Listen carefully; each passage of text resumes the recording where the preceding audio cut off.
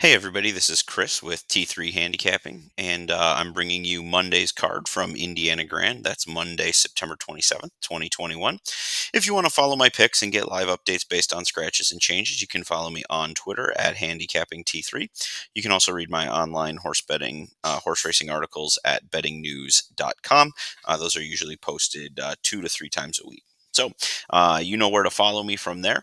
Let's jump into it. Now, this week, I mentioned, if you watched the videos last week, that I was kind of working on a slightly new system for how I was going to evaluate or how I was going to grade out some of the horses, and I had a lot of success with it over the weekend. So I want to continue to use it here. So you'll notice a little bit of changes when I go through this. So at the top of the past performances here, you're going to see the class rating. That's the number. The higher the number is for the class, the lower level of horse it is. And then you will also notice a pace number. It will be in either red, yellow, or green, and that will tell you sort of the pace of that race as it stands now. With scratches, the pace may go down, meaning that it may get slower on the front end, but it will not get any faster. So this is the fastest it will be on the front end is an 18 out of a possible 24 points. And you can see it's a class 8, which at Indiana is, for a typical card, going to be about as good as they run. So a pretty good one to start off here. And I'm just going to go through now. Here's where I'll point out some of the differences. So the grades that you're actually looking at here are going to be slightly different from the grades that you may have saw in previous videos. The grades are now on a curve. So rather than looking at all the horses across one standard set of criteria, I now instead am grading horses kind of on a curve against other horses in the race. And so when a horse, you'll see that there's a horse in every race that has 100%. And then with those horses, I've also included sort of their overall power score, which correlates much more closely to the old power score that you've seen in maybe some previous videos. So in this race here, this is the first race. We are going 6 furlongs on the dirt. It's going to be pretty high class, but should be a moderate pace. So you're definitely going to want to upgrade those horses towards the front. I've got number 1, Unbridled Victory. I've got this horse rating out as a 74, which is a C grade. Just going to expand this real quick so that I can see a little bit more cleanly. All right, that didn't really help. Okay, so coming in here then to number 2, he is a 77, and that is a C grade there at 6 to 1. Number 3 is a 60, and that is not good enough to make the top. Now, this is the favorite.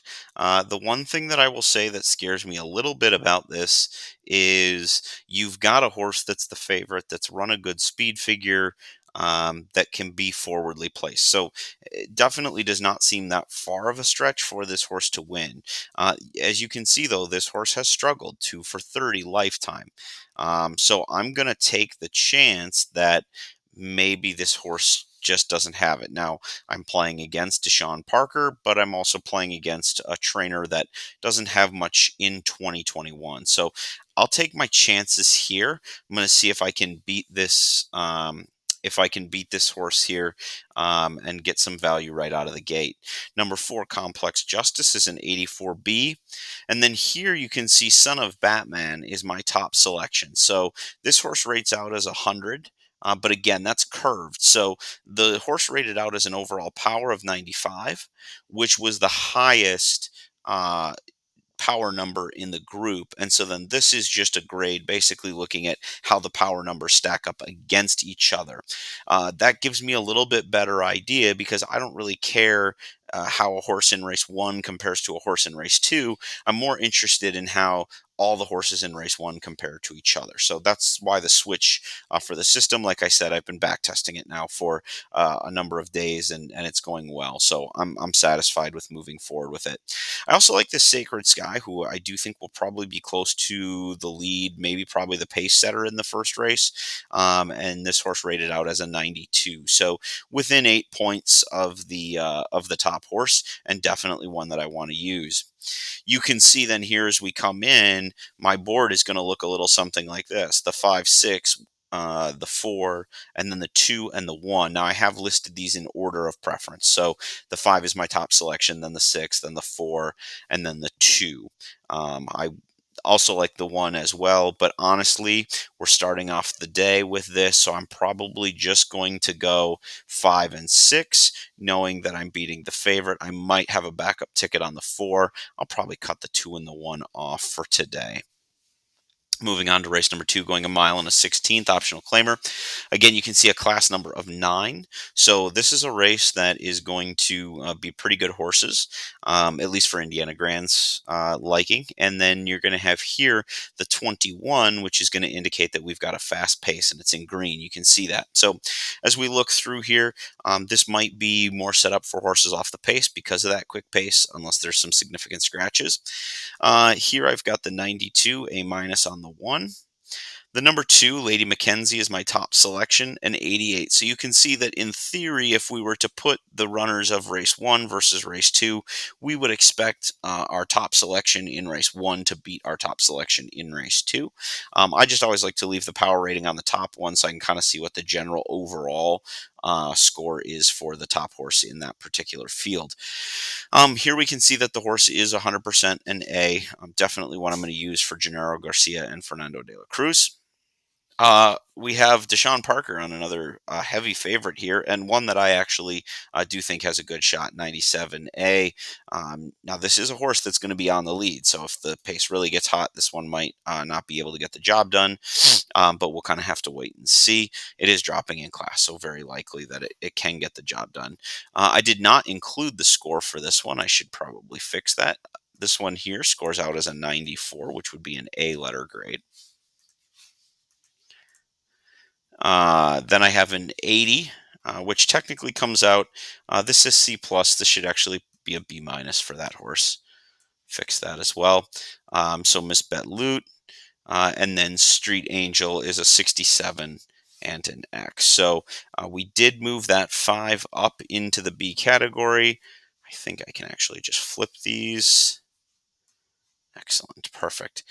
So easy enough there. You can see this is a field where I really think that, of the 6 horses, the only one I don't have is the 20-1 shot. But otherwise, I think everybody has a pretty good shot. And that's part of why I'm going thinner in leg 1, because I'm probably going to play a double, the 5-6, knowing that I'm going to beat the 3 in the last leg. And then I'll probably play the 4 inside post positions here as well into a double. So, I'm 8 deep, but I beat the heavy favorite in the first leg. If I'm feeling really good, I might leave the 3 off here, but I think that's kind of ridiculous. So I probably won't do it. I don't want to do it just in the name of value. If I can win, I'd rather do that. So here, coming into race 3, we're going to go to the turf. I think we're going to be okay to go to the turf. Things have dried out a little bit over the weekend, so hopefully we'll be able to stay on. This is a 15, so we've moved a little bit down on the class ladder. As that number goes higher, the horses are getting less talented, and you can see this is going to be a super slow pace. It's going to only be a 10. We got a lot of horses that like to sit off, so I'm going to upgrade any horse that likes to be on the front. That includes number 1. Mystery Unbridled, who's a 98 A plus. Steward's Rule at 50-1 is a 43X. Can't Beat 'Em All is a 74C. Here's my top choice, Berserk, for Joe Ramos and Marvin Johnson, 100 A plus. That's an 88. So we would expect this horse to be on a very similar level to our top horse in race number 2. We've got 68 on Tap Solution. I will not be using that horse. I'm a little nervous with the 16% second off a claim, Manny Escovel aboard, but we'll take our chances. Bold Profit, 91 A minus. I'm a little concerned by the fact that it's going to sit back, and I already project this pace to be slow. 76C on Dragon Dew, 70C minus on Midnight Swap. And that gets us down here to where we are. You can see I'm pretty heavily through 416. So that's Berserk, who's going to be more forwardly placed. That's going to be Bold Profit, who may sit back a little. But actually, when I look at the early pace numbers, I don't think it's going to be as far off as I think. And then Mystery Unbridled, who should also be close. I will say Dragon Dew does scare me a little bit, but with a C grade and with 3 horses already being used up on top, I'll probably skip. skip the C's in this race as well. 15 and 20. So again, very similar level of class, but we're dealing with a little bit faster. We're going to kick things off from the mark at 5-1 with our top choice, 84. So this is an even weaker top choice than some of my other horses in my other races. Nevertheless, I like the upward trend. I think things are going in the right direction. Good play. Johnstown Johnny, 69, not going to use. Now, I'm a little bit concerned. This course does tend to favor speed, and this horse does look like it could be prominent early. So, not sure I love that grade. You can see we're getting a lot of S types here, closers, getting good grades, and that sometimes can be a little concerning. So, 94A there, 80. Again, that's a B minus. Not exactly sure what's going on there. There we go. B minus. So we'll need to move the 4 up. 81 is a B minus for Parker. Purple shirt, 76C. Sunday drive, 76C. It's the sunrise, 52, not going to use at 12-1. And then we come down here and it looks like this: 1, 3, 5, 4, 6, and 7. But if we go back up, I had to make a correction on the number 4. So I would actually move the number 4 over here, just like that. So I'm going to go 1, 3, 5, 4, and 6, 7. All right, moving on to race number 5. We're going a mile 70 on the dirt. Inside post positions have been good here. We're going to take a little step up in class, moving from the teens into 10. We're going to have a moderate pace, so we are looking for horses that are prominently placed. I get an early speed type on the rail, which has been good at dirt routes. I've got Desean Parker aboard. I've got a 20% trainer. This horse comes out to be an 88 on my power rating, so kind of right in line with some of the other favorites. Doesn't stand above some of the others, but certainly is going to be my top selection here, and one I'm probably going to hammer. I would love to see it at 4-1. I think that's probably a pipe dream. Brewski is 74 C grade. Too Fat to Fish, 66X. Drinks at the Creek, 85B. Southern Smile is going to be another one that's going to be at least sitting off the pace, most likely 90, and that's a B plus. That should actually be an A minus. But I did, part of why I downgraded a little bit on this one. Normally that grade would be an A minus. The reason I left it at a B plus, I'm a little worried about the horse sitting off in a race that has a moderate pace with clear speed in a good spot. I'm a little nervous about that. 88B. That would actually be a B plus using our letter grade system, and then Russian Influence 70 C minus. So I used to be a teacher. I quit teaching this school year. I've been out of it now for officially about 3 weeks, and I've clearly already forgotten how the letter grade system works. So that's going really well for me. So like I said, when it comes to this here, and I'm looking at my horses, I do have Southern Smile, which is the number 5 horse. I do have that horse as kind of teetering, sort of moving up into that space, but I actually prefer to keep it the way I have it now, with going the 1 solo and then backup tickets on the 5, 6, and 4. I'm going to leave the 2 and the 7 out of it for now. Race number 6, route on the turf. We've got a 14, so again, kind of middle-class horses for Indiana.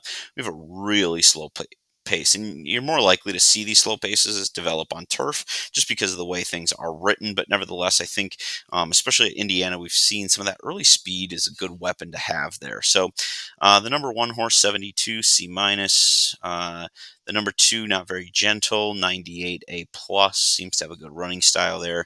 Leave It to Kitten, 43, not usable. Wilshire Diamond, 70 C minus. Marv's Magic is my top selection, 100 A plus. But you can look, the raw score for this horse is an 81. So when we're looking at the overall power rating, an 81, this is a weaker group of horses, and I'm going to be less inclined to really hammer into that horse there. 63X on the 6, 74C on the 7, 81 B minus on the 8, and the 9 is a main track only, 73 C minus. So if we stay on the turf, obviously this race is going to have some fluctuation in the grades because at a bare minimum, this horse will come out. If it comes off the turf, we'll probably see a lot more scratches. So just something to be aware of. The numbers will change here. That's where you're going to want to follow on Twitter at Handicapping T3 to get more information. So it looks like I did not draw out my letter grades for this one. So let's do that real quick here. All right, and I'm just going to pull it up over here on my other screen. So we are currently in, let's see, this is race number 6. So the final count, when all was said and done, in race number 6 looks like this. I have an A plus grade on the 2, but my top selection is the 5. I have B grades on the 8, and then I have the 7 at a C. And then after that, I have the 9 at a C minus, but is my 5th ranked horse, then 1, and then 4.